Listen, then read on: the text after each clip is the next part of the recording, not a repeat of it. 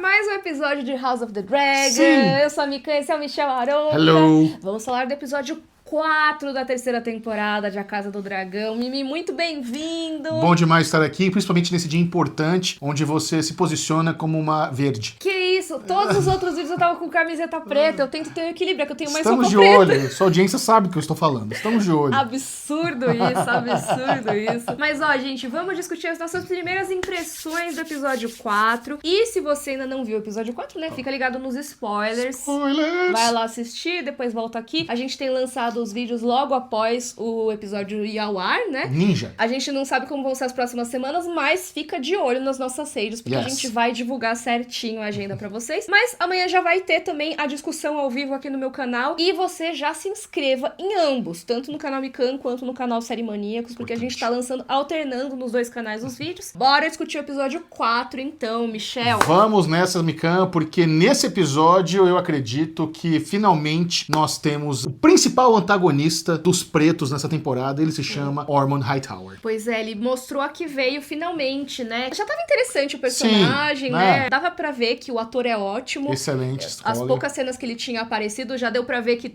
ele tem uma personalidade, é um bom ator. Sim. Mas nesse episódio a gente realmente viu o que esse personagem quer. E, gente, que plano, hein? Ele tem o plano da terceira via.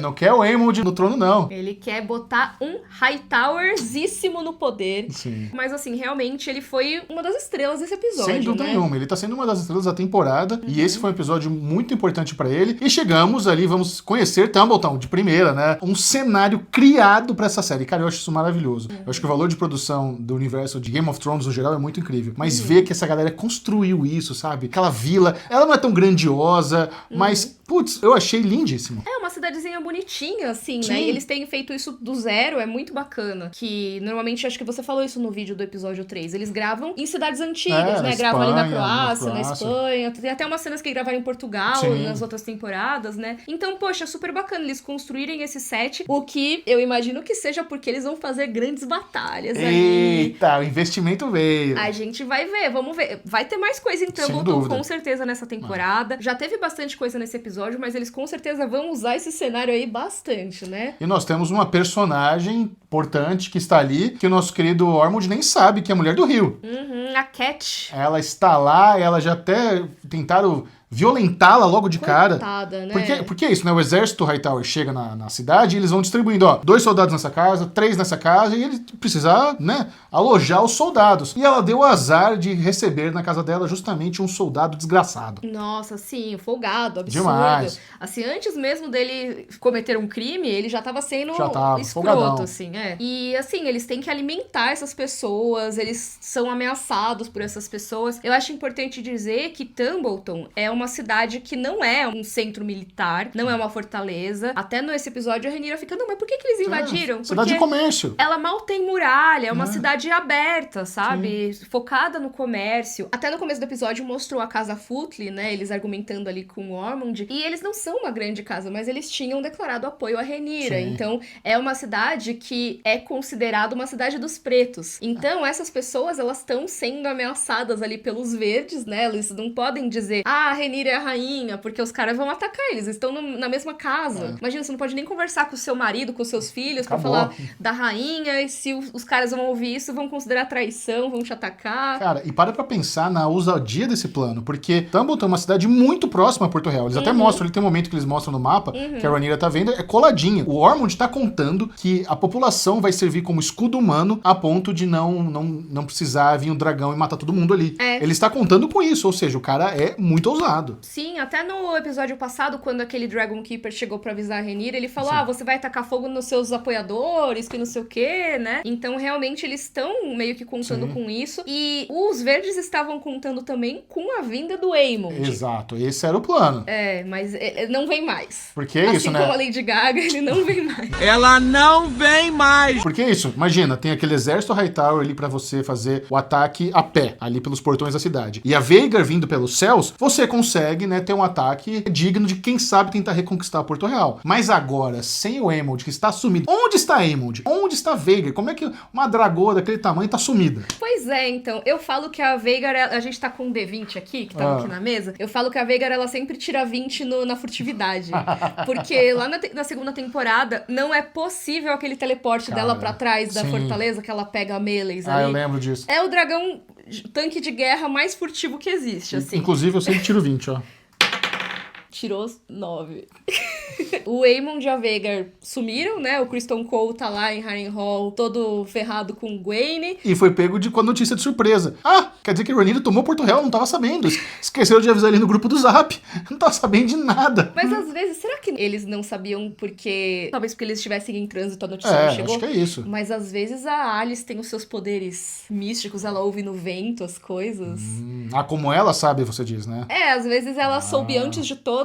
Pois é. Não sei, né? Pode Mas ser. assim, eu acho que Pode é ser. mais plausível que eles só não tenham recebido o corvo porque eles estavam em trânsito. Mas eu gostei muito da conversa entre o Criston e o Gwaine, quando eles sabem disso de Porto Real ter sido tomada, porque o Gwaine tá só tipo, beleza, fomos derrotados, né? Bora voltar, ou talvez se juntar ao Ormond em Tumbleton, beleza. Mas o Criston fala, não é uma opção, a gente tem que vencer, a gente tem que ganhar, não tem essa de voltar pra casa, porque eu não tenho casa pra voltar. E eu gostei desse papo dele, porque realmente o Criston Cole, ele pertence a uma casa nobre, mas a casa nobre, assim, é uma casa muito recente, é muito pequenininha. Ele fala que tudo que o pai dele tinha dependia do Sr. Dondarrion, porque a casa Cole, ela é uma casa que eles eram, se eu não me engano, intendentes, posso estar errada, mas eu acho que eles eram intendentes dos Dondarrion. Então, assim, se você depende de uma casa, um senhor, pra te fornecer, né, casa, comida, dinheiro, não sei o quê, a qualquer momento você pode ser meio que demitido, vamos dizer. Não é exatamente isso, mas tipo, sabe? Não, a posição dele tá muito frágil fora daquele exército. Né? E a gente vê que ele tá num clima meio de... Eu não vou dizer desistir, porque nesse episódio ele fala, não, nós vamos ser o exército de guerrilha aqui, né? Nós vamos para as cabeças. Mas ele tava meio melancólico, pintando escudo no outro episódio. Agora ele tá um pouco meio que, putz, não sei o que fazer. É o lance, né? Qual é o propósito desse cavaleiro? Não, e eu acho que além ele ter essa coisa das famílias, assim, ele não tem pra onde voltar porque ele é um traidor. Tem mais essa. É porque não é nem só que ele voltaria a ser uma ralé, né? A casa Cole é uma casa pequena. Não, ele iria ser morto. Porque ele é o fazedor de reis. Ele é o cara que foi lá botar, né, o Aegon no trono. Então, além dele ser alguém considerado super pequeno, que não tem onde cair morto, vamos dizer assim, ele ainda não tem a proteção que uma casa grande tem. Porque um Hightower, a gente viu o que aconteceu no episódio passado. O Daemon foi lá, pegou um refém e deixou o Ormond de boa.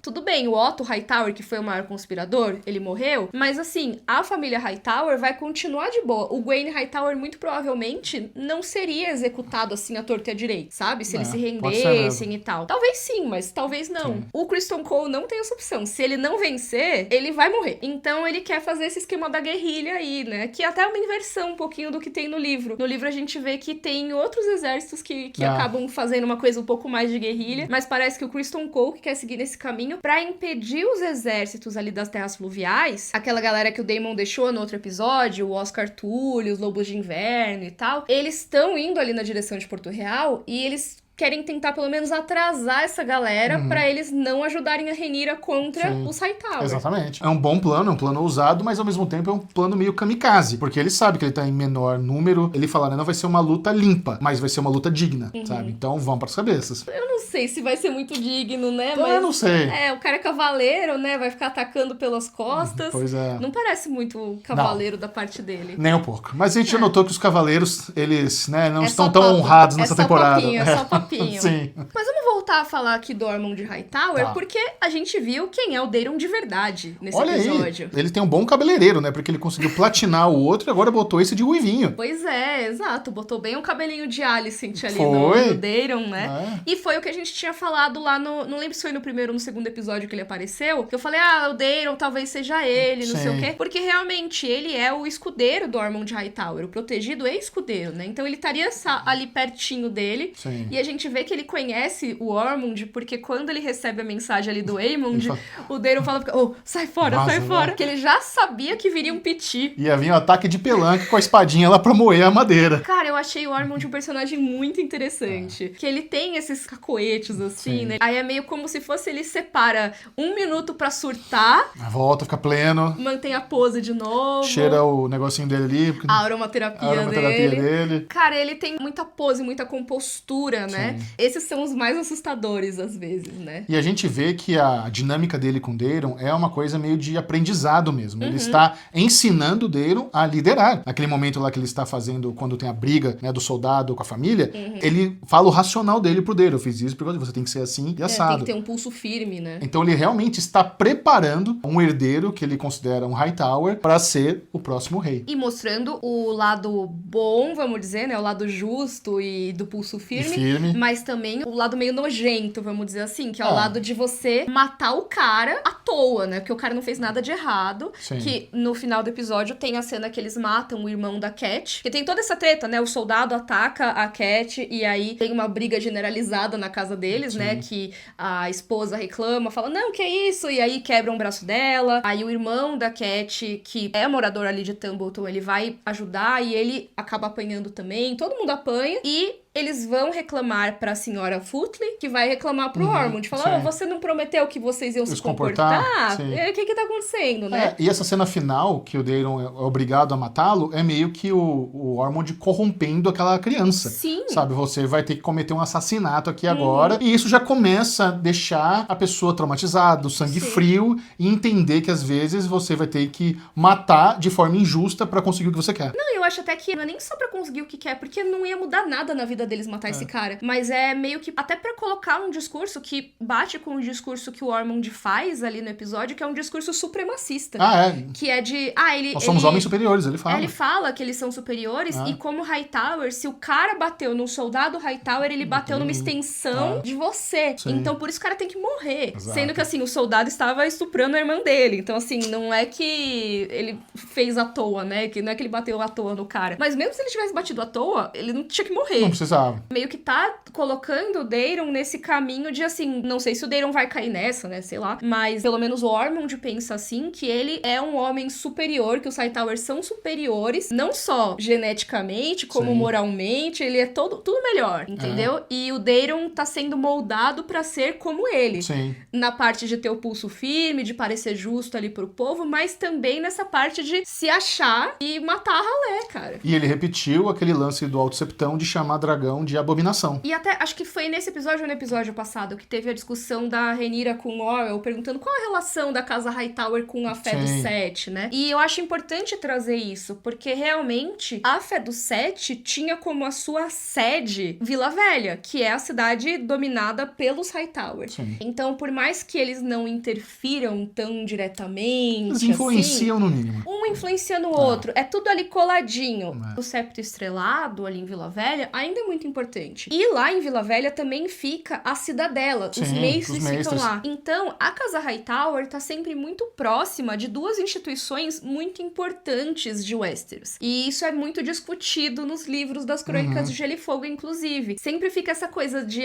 os Hightower tem muitos que são os caras que ficam falando das profecias, das conspirações, não sei o quê. Não quer dizer que todo Hightower seja alguém que vai ter uma relação tão próxima com a cidadela, com a Fé do Sete, mas essa relação existe, é muito próxima. Ele até fala, né, a fé está para os Hightowers, assim como os dragões estão para os Targaryens. E isso já foi foco de conflito muitas vezes na história de Westeros, né? Uma das coisas que a Rhaenyra fala com o Orwell é sobre depor o Alto Septão. Sim. E o Orwell fala, talvez permanentemente. Uma remoção permanente. Olha o Orwell dando a entender que tá na hora de matar o Alto Septão. Que ousado. Mas, cara, isso é uma coisa que é muito louca, porque rei Targaryen que teve uma grande treta com a Fé do Sete foi o Maegor o Cruel. Sim. E a Rhaenyra fala em outro momento aí nesses episódios sobre, vão pensar que eu sou o Maegor reencarnado e tal. E assim, se ela depusesse o Alto Septão, se ela tentasse interferir na Fé do Sete tão diretamente, essa comparação talvez garantida. essa comparação viesse, sabe? Porque aí vem o discurso do Alto Septão no terceiro episódio. Você não quer ser inimiga, assim, declarada da Fé do Sete. E acho que a Casa Hightower, ela é ancorada um pouco nisso. isso. Eles são bem carolas, sabe? Eles são bem influenciados pela fé do Sete. E isso contrasta bastante com essa cultura valeriana dos Targaryen, né? O que só faz a gente pensar, tá, então por que diabos a Alicent se casou com o Viserys? Poder. Só por isso. Muito louca a conversa da Rhaenyra com o Oral de novo. Foi muito bom essas muito conversas legal. deles sobre a correspondência, né, as cartas entre o Otto Hightower e o Ormond. O Otto parece que ele ficava escrevendo tudo o que acontecia como se fosse um relatório pra prestar contas pro Ormond Hightower. E o Ormond nunca nem respondia. Ele só tava meio que,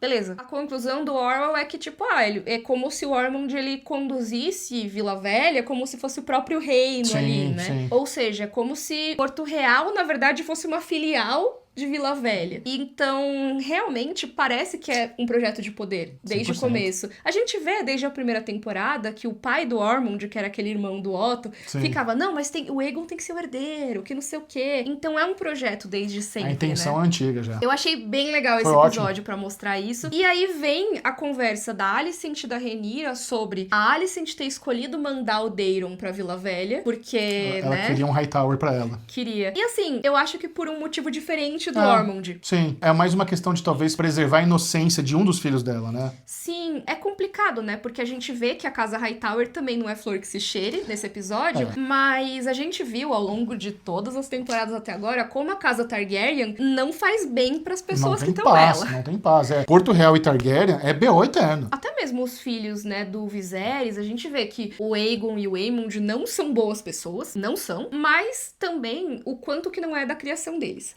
né? O quanto que não é de crescer como príncipe, porque a gente sabe que não deixa as pessoas bem da cabeça, não, sabe? E o Viserys, tudo bem, a Rhaenyra amava ele, não sei o quê, mas, cara, ele não era um bom pai pra essas crianças. A Alicent talvez quisesse proteger o Daeron dessas influências, deixando ele mais Hightower do que Targaryen, mas ao mesmo tempo é isso. O Hightower não necessariamente quer dizer que ele vai ser um anjo, não vai ser o melhor, a gente vê o Ormond, por exemplo, que ele acredita numa supremacia Hightower, né? E a gente vê que uma das vantagens de ter a Alicent ali no castelo é que toda hora a Rhaenyra tenta tirar dela alguma informação. Sim. E agora ela quer uma fraqueza do Ormond. E a fraqueza é a sensibilidade de odores do homem. Eu tô pensando como que eles vão usar isso na série. Será que vão fazer um plano de arremessar com as catapultas nele? Não, se foi mencionado, será usado. Normalmente é assim, né? Espero... É uma regrinha, tem que ter. Mas eu achei curioso, assim, porque a Alicent mesma fala pra Rhaenyra, cara, eu mal conheço o Ormond. E ela tem a impressão de que, ele se acha superior, a gente viu isso no episódio, né? Ele é até meio cruel, assim, né? Mas ela acha que com o Daeron ele é de boa. E ela chama ele de intelectual também, né? Um cara estudado.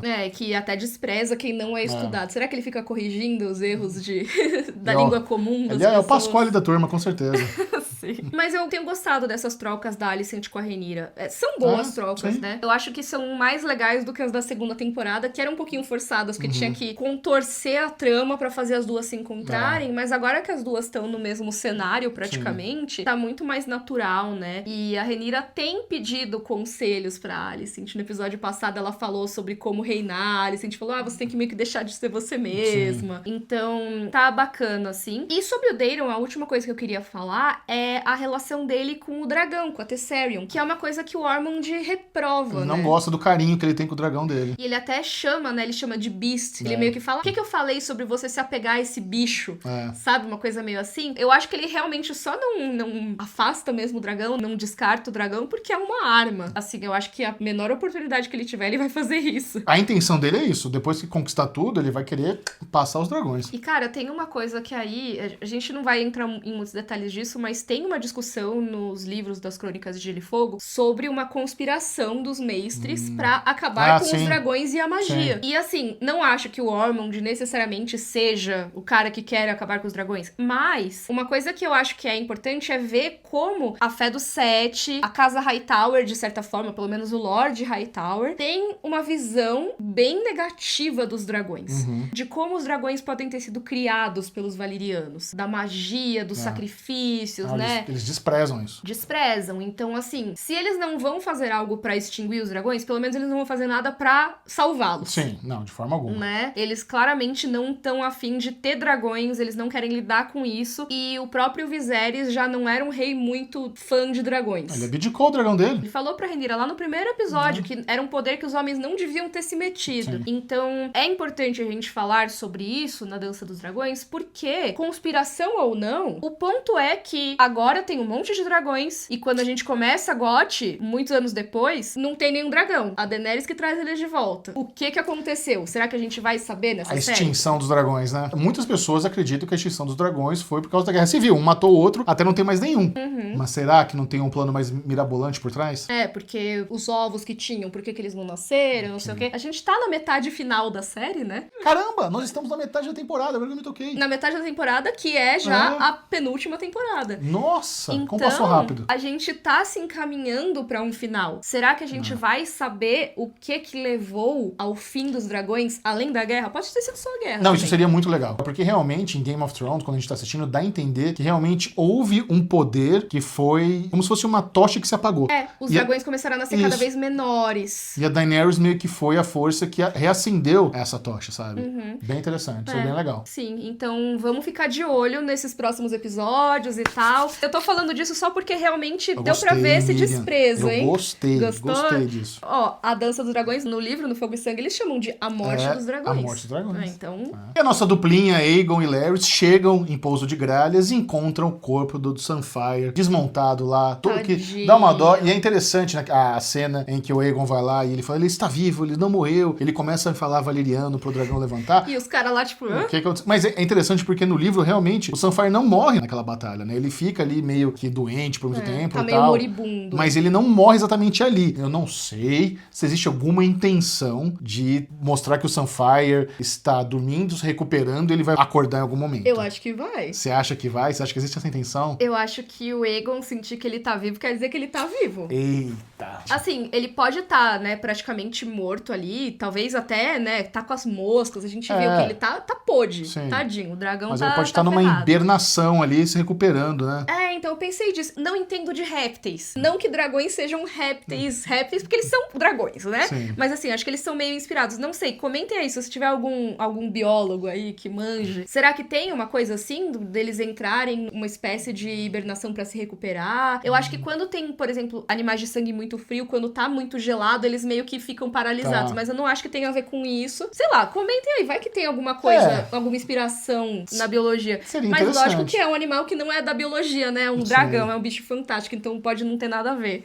Agora que você tá confiante que isso vai acontecer, pode ser mesmo, né? Porque o Aegon tá sendo tão humilhado ali, ele teve que beijar a bota suja de cocô, sabe? Sim. Tá limpando latrina. Então, se o Sunfire levanta e ele humilha aquelas pessoas de volta, vai ser muito recompensador pra ele e talvez pra nós como audiência também seja, né? De qualquer forma, acho que não seria pra atacar essa galera lá, assim. Ele ia se vingar do rapaz que fez ele beijar a bota de cocô, não tenha dúvida. Esse ia virar churrasco. Sim. Mas eu acho Pelo menos ele. Assim, tem uma conexão mental muito forte entre os Targaryen e os seus dragões. A própria Rhaena, nesse episódio, fala, né, que o Robovelho é parte dela. Sim. Né? Então, eu Tadinha acho da que... Rhaena. Nossa, essa cena, inclusive, já vamos falar dela, mas... O Aegon, ele sente uma conexão. Talvez ele consiga detectar coisas que outras pessoas não vão conseguir.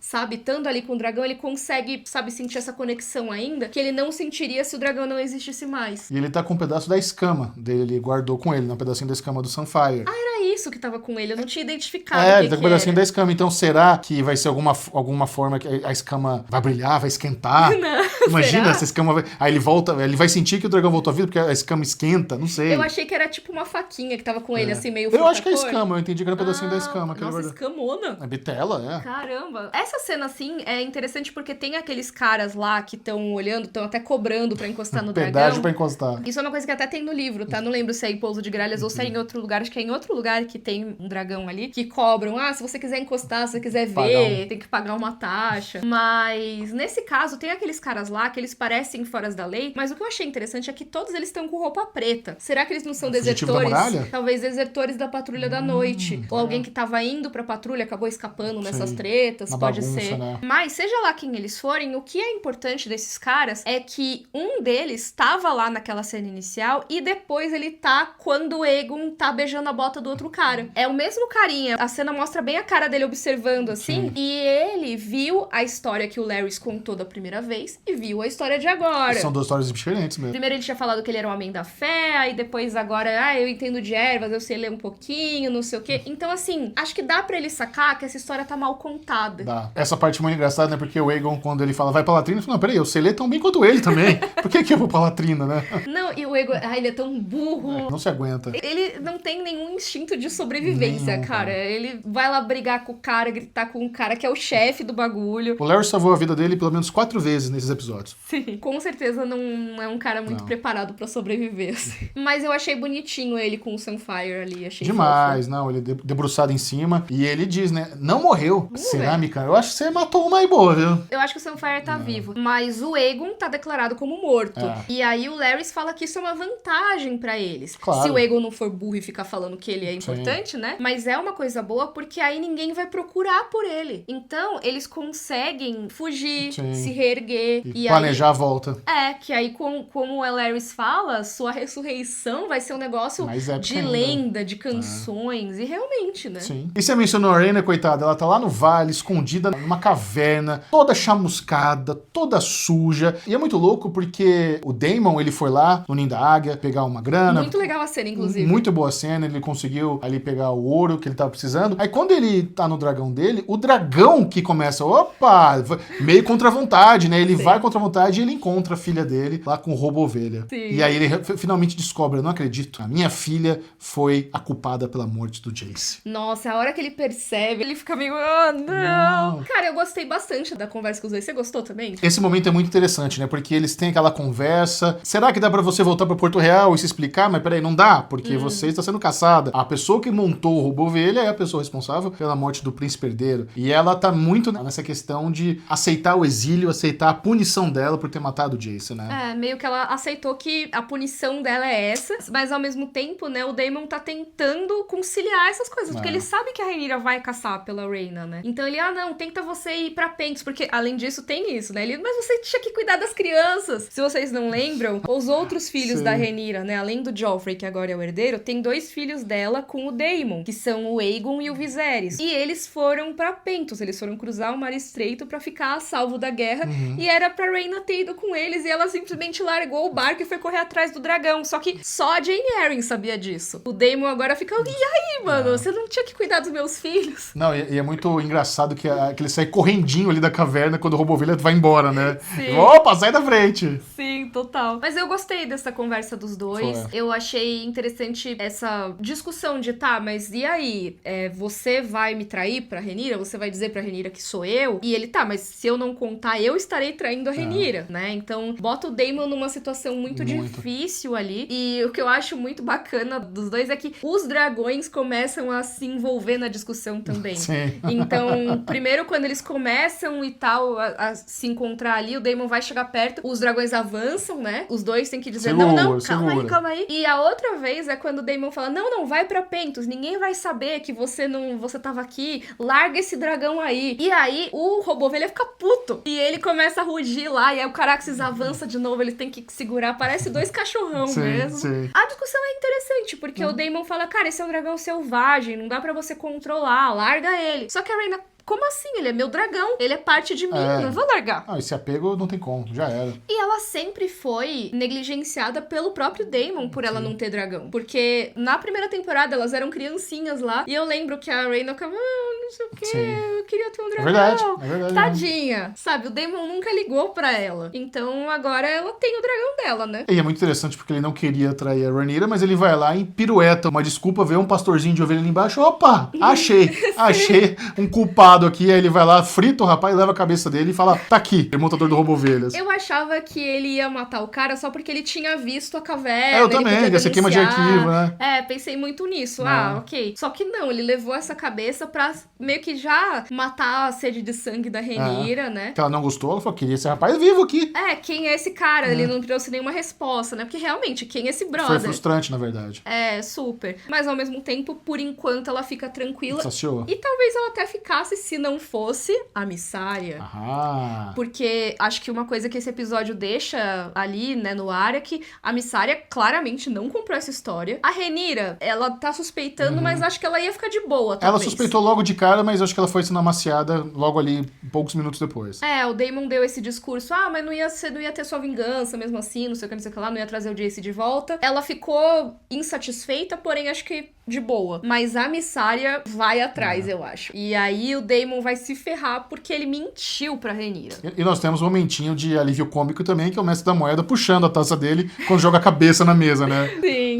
Que é isso, né? Eles colocaram o Thorin Manderly de mestre da moeda agora, que eles estavam pensando em colocar alguém pra culpar Laranjão. sobre os cofres vazios, né? Porque não tem dinheiro, não sei o quê. Bora botar um cara pra levar o hate. E ele O falou, boi de piranha. que tal imposto, né? A primeira ideia dele. Isso é perigoso. Perigoso, porque não tô falando pra mim, tá? Tô falando pra galera de Westeros, porque toda vez que tem essas taxas, assim, maiores... A galera se revolta. É uma medida impopular e aí pode prejudicar a Rhaenyra, mas ao mesmo tempo ela tem que arranjar dinheiro. Uma coisa que eu achei estranha nessa cena do Daemon e da Rhaenyra é que antes, lá no Pequeno Conselho, eles estavam discutindo entre usar o ouro que veio ali da casa Arryn pra ou fornecer, né, coisas pros desfavorecidos, né, então pra ajudar, porque a população tá com fome, não sei o quê, que era o que a Missária defendia, e o Daemon queria pagar a galera da patrulha da cidade, porque senão ia ser o caos na cidade. Beleza. Mas depois que tem todo aquele papo da Rhaenyra e do Daemon em particular sobre a cabeça, a Rhaenyra fala, tá, vamos usar esse ouro para... E aí, foi um pouco confuso, e eu não sei se é a versão que a gente tá assistindo, se na hora que for pro ar vai ser um pouco diferente, mas a Rhaenyra fala muito claramente que o ouro vai ser usado para dar arms para o small folk, que seriam armas para o povo comum. A não ser que seja uma outra interpretação, né? É interessante isso, eu não me lembrava desse momento, mas agora que você falou, Arms for the Small Folk, né? A gente não viu a versão em português, então realmente não dá pra saber qual vai ser a tradução oficial. Se alguma expressão, não sei. Pode ser algum take errado que foi pra montagem, porque eu acho que é isso, eu acho que é alguma expressão. Pra mim, parece muito que é armas mesmo, que eles vão armar a população. Isso seria muito provável se fosse, por exemplo, a cidade vai ser atacada, aí precisa, né, fornecer armas pra população, né, e tudo. Só que, nesse caso, eu acho só que deve ter sido algum erro, gente, porque não faria nem sentido. Eles têm tanta coisa pra gastar, vão gastar com isso? Sim. Sei lá, né, a galera tá querendo pão, vão dar arma pra galera que vai se revoltar, os caras tão com fome, com arma na mão. Tem a faca, mas não tem o pão pra cortar. E não tem o queijo, faca sem o queijo na mão. A piada foi incompleta. Tem a faca e não tem o queijo na mão. Obrigado. Mas só uma curiosidade, assim, que eu queria saber, assim, o que vocês acharam nesse momento. Esse é um momento também interessante, porque ela tá ali no pequeno conselho dela, e ela tá sentindo falta da mão dela.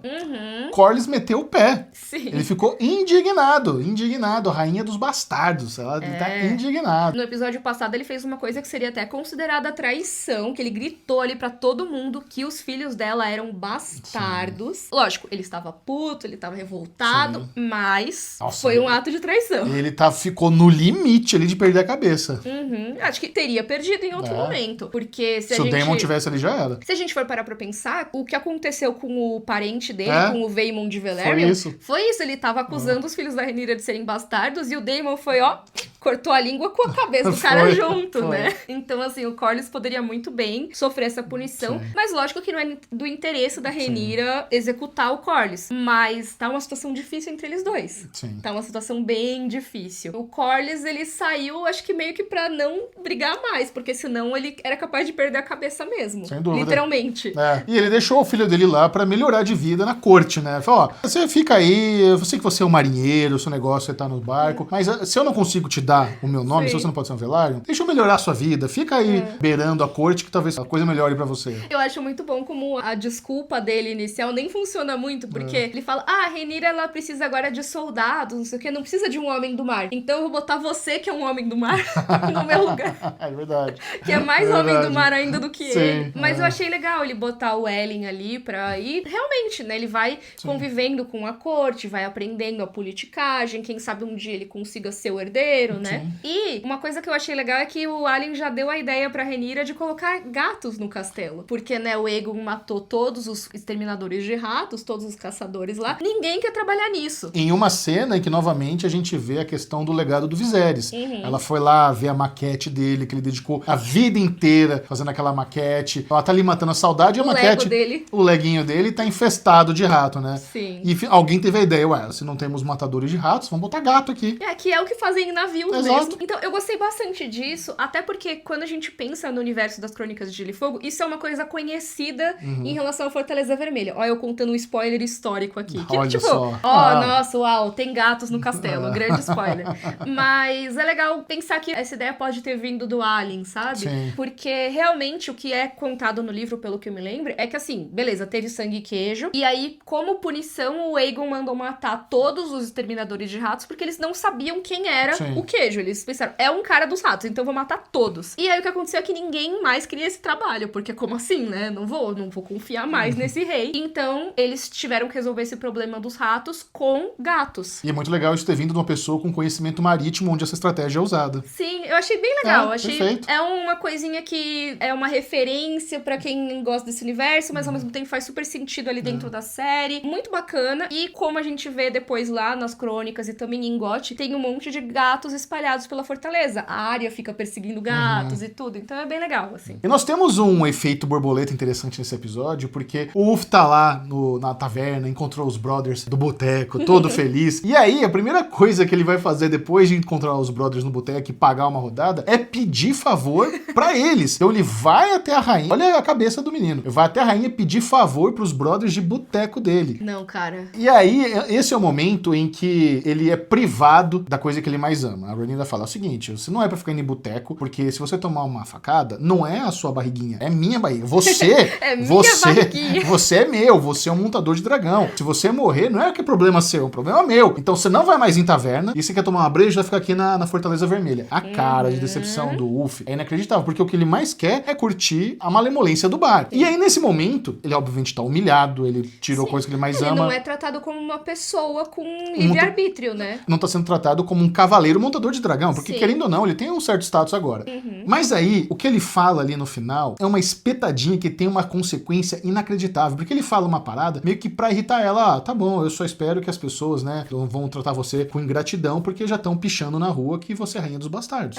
Talvez tivesse contado pra ela mesmo assim, mas de outra forma, Isso. né? Ele tivesse falado, então, rainha, além de tudo, eu queria te contar uma coisa, tem um boato horrível acontecendo. Você não tá sabendo da última. Sabe, ele poderia, tipo, meio que trazer como uma informação útil, mas ele tá falando de jeito, não, né? Poxa vida, estão falando mal de você, né? Mas olha que louco, olha a consequência disso. Ela ouviu isso e ela dá uma ordem meio por cima de, descobre quem é e apaga o picho. Só que essa ordem interpretada é executada com uma truculência exagerada que vai ferrar a Rhaenyra.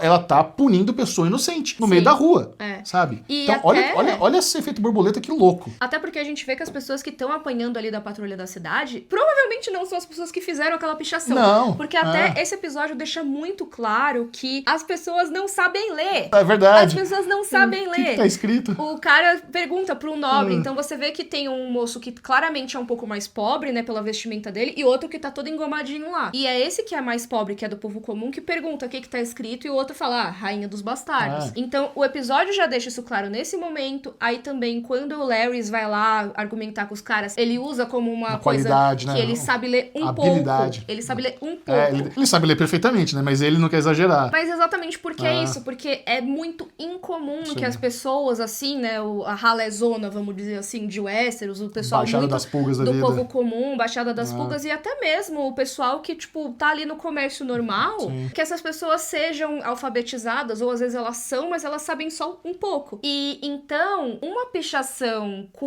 um texto ali escrito, provavelmente foi feita por alguém que pertence a um grupo um pouco mais seleto de Porto Real. Deve ter sido os ricos que ficaram revoltados, que saquearam o que vem na os nossa celeiros cabeça. deles. Pode ser isso, mas aí vamos tentar entrar na cabeça da Rhaenyra. Vamos Quem lá. acusou ela de ter filhos bastardos? O Corlys. Não tô dizendo que ela vai suspeitar do Corlys, mas assim, É uma coincidência interessante. o cara gritou ali pra todo mundo que ela tem filhos bastardos. Então, será que alguém que ouviu isso e tem uma certa influência se aproveitou pra fazer a pichação e acusar o Corlys? Pode ser um daqueles lords que ela serviu rato pros caras. caras. Pode ser qualquer pessoa, né? Que seja um pouco mais letrada, que seja um pouquinho mais da elite de Porto Real. Sem dúvida. Mas então, beleza. Por que quem tá apanhando é quem claramente não tem povão, nada a ver com exato. isso, né? E isso vai, como você falou, ter uma repercussão Desgasta, muito negativa pra desgasta imagem com da o povo Renira. dela. Todo aquele esforço que ela fez, que se queimou com os ricos pra dar pão pra galera... Putz, numa dessa estraga tudo. Realmente tá tudo dando errado. E ela tá se afastando do Ulf, tá se isolando do Corlys. Então ela tá se isolando de vários aliados já. E nós temos uma questão importante também nesse episódio, que é o lance da esposa do Rio. A esposa do Rio, ela não existe no livro, eles criaram isso pra série. Então, você ter uma esposa sequestrada ou morta é uma motivação pra algo grande que envolve um montador de dragão que tá ali na beira da cidade agora. E ele pediu pra Rhaenyra pra ele ir, e ela mesma falou, não, mas o Ulf vai porque ele não tem nenhuma relação, né? Ou seja, ele é um observador externo. Sim. O Rio fala, não, mas eu vou cuidar melhor porque eu tenho envolvimento. Será? Eu acho que o único motivo que criaram essa esposa é pra alguma revolta do Rio. Ou até talvez alguém chantageie ele. Ou uma chantagem, sim. Vai ser um gatilho de motivação desse personagem. A gente já viu o irmão da Cat morrendo nesse episódio. Exato. Cat é a esposa do Rio, né? Então o cunhado do Rio foi morto nesse episódio. E eu gostei desse final, né? E agora começamos. Nossa, eu tô muito curiosa pra Caraca, saber os rumos. essa segunda... Mano, olha que primeira metade fantástica, né? Eu gostei, Michel. Tá muito boa a primeira metade. É isso, a gente falou muito sobre a estruturação, de eles terem sacrificado a segunda temporada em prol dessa terceira, mas até agora realmente não tem o que falar. É lógico que assim, talvez algumas pessoas estejam reclamando, e eu entendo de ter muita diferença em relação ao livro, realmente tem muita coisa diferente. Tem bastante. Mas eu acho que a partir do momento que a gente entende, ok, tem essas diferenças, como série, tá legal? Tá eu tô funcionando? achando. É isso, sabe? Eu acho que nós, os fãs dos livros, não podemos ser os chatões da parada. Assim, a gente tem, na verdade tem que ser assim, tem que ser o chatão. Mas tem que entender também que adaptação é igual mudança. Sim. Sabe? Existem motivos logísticos pelas decisões feitas dessas mudanças, e agora a gente dá um voto de confiança pra ver como isso vai se pagar no final. Exato. Tem coisas que eu tô achando mudanças positivas. Até mesmo o Rio e o Ulf, que são personagens que no livro eles são só chatos.